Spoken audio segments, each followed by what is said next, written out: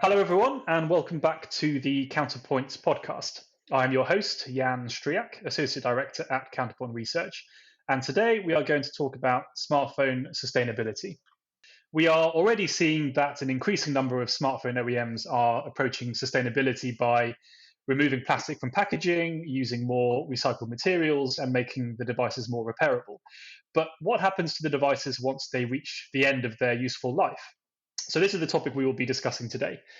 And since March the 18th is, or was, depending on when you were listening to this, Global Recycling Day, the timing is perfect. But as one of my guests said to me a few weeks ago, every day should be Recycling Day.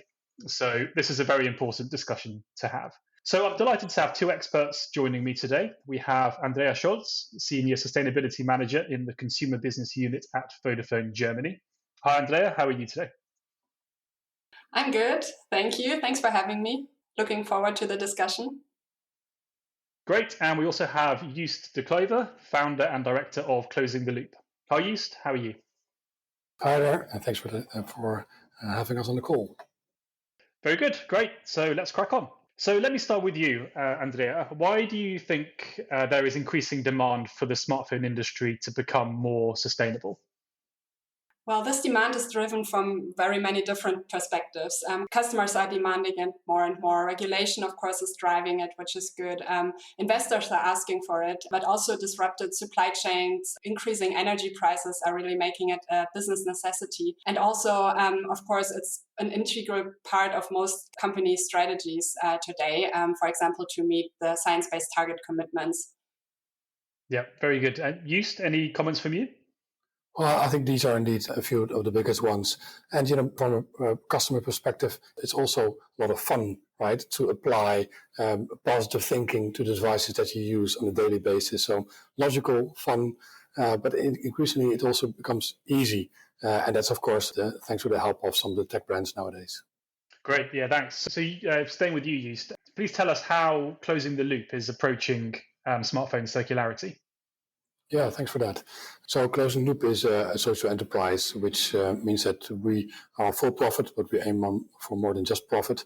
And indeed, the topic that we chose to focus on already now for 10 years is circularity. And within the tech industry, that's a challenge, right? We're also Dutch, at least the company was created in the Netherlands, or now a bit of a global group, but we still have that approach of pragmatism. Circularity so often is stuck in the future, where everyone talks about things that might be needed at some point, and then things should be done. All good, but for a company our size, but also with our experience working on the ground in emerging markets, we saw that things need to be done today. And I think the biggest thing that you can do today is make it attractive to work on circularity. Of course, also making it easy, making it possible to do anything. So I think really the mix of creating a bit of a customer engagement, making it appealing for an individual customer, with, of course, tackling those enormous challenges that we have as an industry, such as the rise of e-waste, that led to what we do today, a service called Waste Compensation. Thanks. So before we continue, Joost, can you please give us a quick outline of what waste compensation is? Yeah, thanks. Waste compensation really builds on the concept of let's make circularity pragmatic, a little bit simple. It offers a starting point. So the service pretty much says that when you sell a device, for example, you can make that device waste neutral by compensating it. And in this case, compensating means that for one device that you're adding to the market, you're also collecting one end-of-life device, which is then, of course, properly recycled as well. And then that waste reduction is used to compensate a new device. So also sometimes referred to as one for one. You sell a new phone, you collect a scrap phone, an end-of-life device, and the latter compensates the new device and makes it waste neutral. Great, thank you. So moving back to you, Andrea, Vodafone Germany has partnered with Closing the Loop for its one-for-one program. Can you tell us a bit more about the initiative? Yes, sure. So One for One is one pillar of our Circular Mobile initiative here at Vodafone Germany. So this is our program to really making the smartphone industry more circular. And today we still see a large gap between the amount of new phones that are sold into the market and the amount being returned. And as we know, returning old phones to give them a second life or to recover the materials for new products is a key enabler of a circular economy transition. And this is where our One for One comes into place. We as Vodafone Germany take the responsibility to return one scrap phone for each new phone that we sell to our private customers and bring this scrap phone into proper recycling. So there are no strings attached. It's our promise to our customers. They don't need to do anything about it. And yeah, Closing the Loop is our partner in fulfilling this promise. So with the e-waste compensation service, they enable us to really take large-scale action towards a circular economy. And yeah, for us as Vodafone, this has several benefits. So it's a relevant customer benefit in our mobile portfolio, but we're also driving the industry towards a more circular mindset. And last but definitely not least, this can massively scale the impact in addition to our own return services that, of course, we are working on as well. And so we bring our impact to a global level. We recover large amounts of metals. And yes, this also brings social and environmental benefits to African communities. Brilliant, thank you. And staying with you, Andrea, why do you think it is important for operators to get more involved in smartphone circularity initiatives? Well, I think every actor in the smartphone industry plays a critical role in the circular transition and has a very different sphere to influence in this role. So, for example, manufacturers, of course, need to do their part in circular design to allow for easy repair, refurbishment, also component remanufacturing, or in using recycled materials. And we as an operator, we are a large seller of smartphones. So we must therefore do our part in the reverse supply chain. So not only sell smartphones, but also returning the phones. And of course, on top of that, we also play a critical role in giving customers the relevant transparency about smartphone sustainability and in taking them along on this journey of more sustainable smartphone handling, like using a phone longer. But I think overall, it's really important for all actors to closely collaborate. So it should not be a competition, but a transition that we do together, that we work on together, and that we create value in. And yeah, we must be willing to experiment, to be innovative, learn via doing, and really collectively learn how to build a more circular system. Yeah, so on that note, so Joost, why was it important for Closing the Loop to partner with an operator, and specifically Vodafone Germany? Well, I'd say, an operator was on our wish list when we started 10 years ago. These are the industry shapers. But I think if you look at why is sustainability or circularity embraced, then you might find two main drivers. On one hand, you have legislation or taking responsibility, which tend to be sometimes a little bit negative in their approach, or the customers might consider it as a negative driver.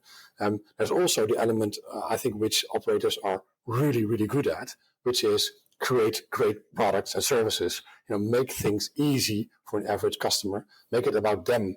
And that's, a company like Vodafone can do like no other. Turning, again, that topic that's often so abstract, so difficult to even understand, turning that into something that's relevant for an individual, turning it into a service, making it available on a large scale, but also personally today. You can't have a better partner than that. So I think it's really great to see the strength of being a little bit arrogant here, but the innovation that I think we create. We, of course, do something that no other is doing in the market, large-scale collections of electronic waste in emerging markets. But if we would just do that, then we might get some applause here and there. We don't get anywhere. We need the industry.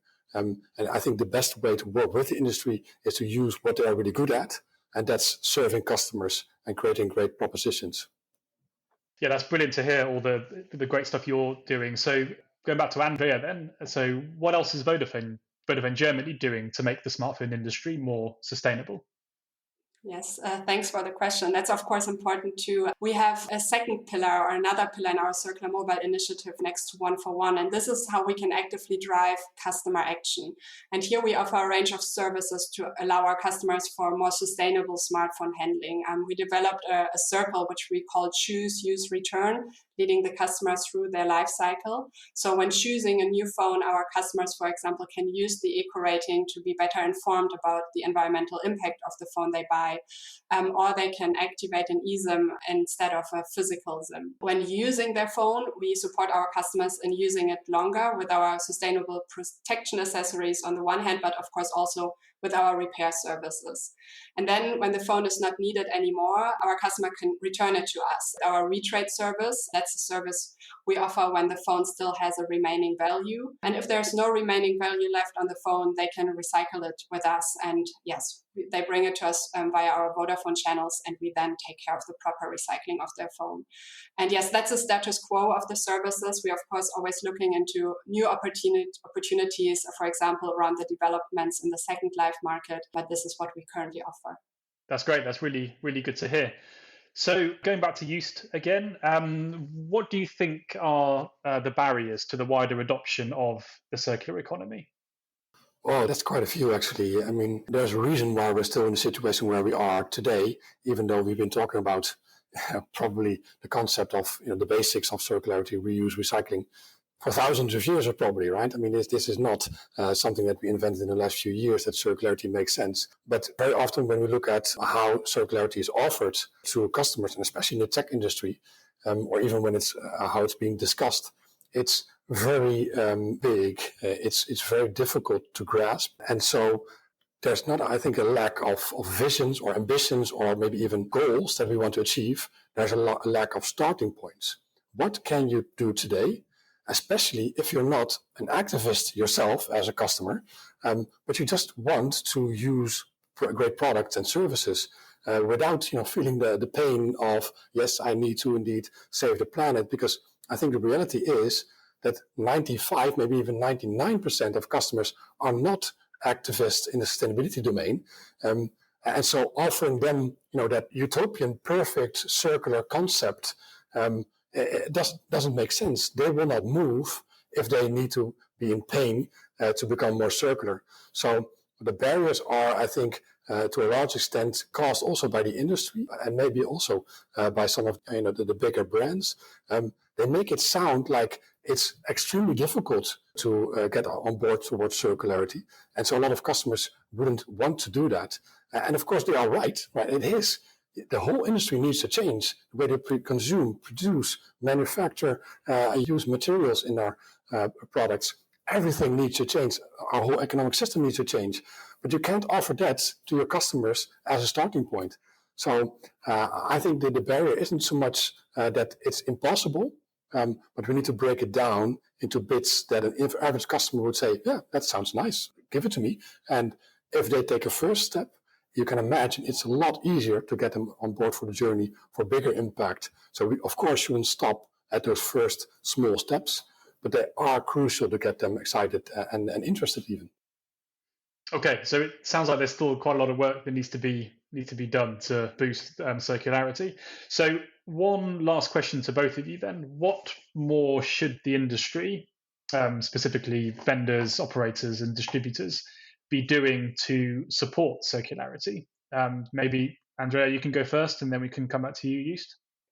Yes, sure. Well, in my opinion, we as an industry, we need two main angles to look at. The first one is also, this short-term action. What's scalable today? What can we do today? I mentioned the services we as Vodafone offer currently. So how can we bring customer awareness to those services? How can we make them attractive? How can we scale the return of the phones from our customers to really give them a second life or recover materials? But also, of course, how can we use services like e-waste compensation, something that's large-scale actionable today, and make this even bigger or standard in the industry? So what can we do today? But the second angle, and that's of course very important too, is like, what do we need in the mid to long term, and how do we need to get ready for that? So how do we channel our activities as an industry in a common direction, and how do we take our customers along? So we see very relevant trends emerging, like the longer use of phones as one example, which is, as we know, one of the key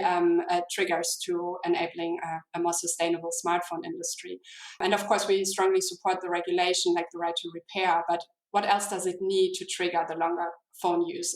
How can we as an industry support this, and which incentives would help our customers, but also which future business models do we need to really tap into this and create value as an industry? So these are some examples, in my opinion, of discussions that we need to have, and not just discuss, but then also translate into specific action.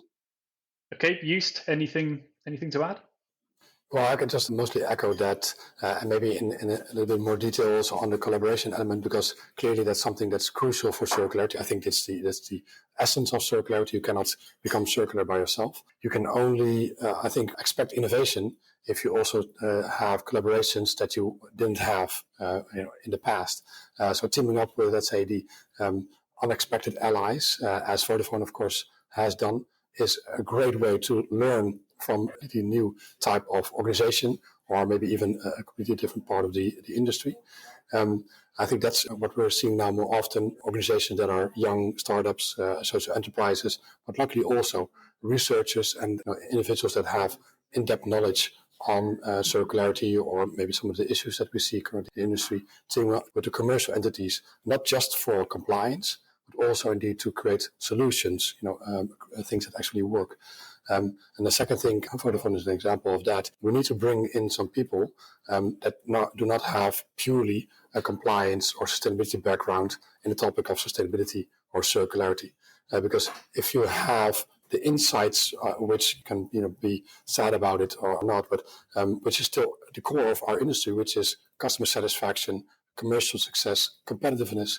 If you bring those skills, add them to the current discussion that we're having within the sustainability or circularity domain, it will only get richer. We can learn from both sides, right? Very often there's almost a bit of a Chinese wall between sustainability people and commercial people, whereas if sustainability sees that commercial actually can help them scale what they're doing and make it more relevant, you can imagine the other way around is also the case. If commercial people see how sustainability can actually benefit them with the goals that they currently have, we can create much more value on the short term. Excellent. Well, thank you. Well, on that note, we need to wrap up. So thank you, Andrea and Joost, for joining the podcast. Great to have you both on the show. Thanks for having us. Thanks, Jan. And for our listeners, thank you for tuning in. Our podcasts are available on major podcasting platforms such as Spotify, Apple Podcasts, Google Podcasts, TuneIn, and more, where you can listen to all our previous episodes. And please check out all the sustainability and circularity research from Counterpoint Research. So that's all for me for now. See you next time. Bye-bye.